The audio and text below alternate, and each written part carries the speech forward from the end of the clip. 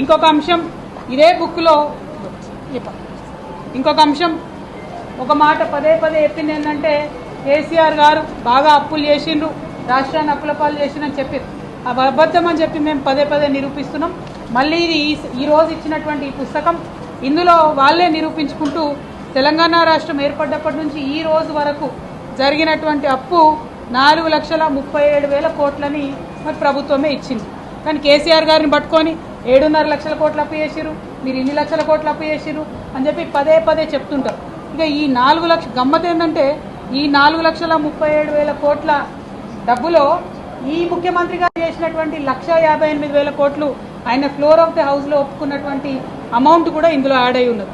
అంటే కేసీఆర్ గారు చేసినటువంటి అప్పు మీద వాళ్ళు తప్పుడు ప్రచారం చేసిందన్న విషయాన్ని ప్రభుత్వము మరి ఈ 2 పుస్తకాలలో కూడా ఈ బడ్జెట్లో రాసి ఇవ్వడం అన్నటువంటిది వాళ్ళ అసత్యాలను ఎండగట్టేటట్టుగా ఉన్నది.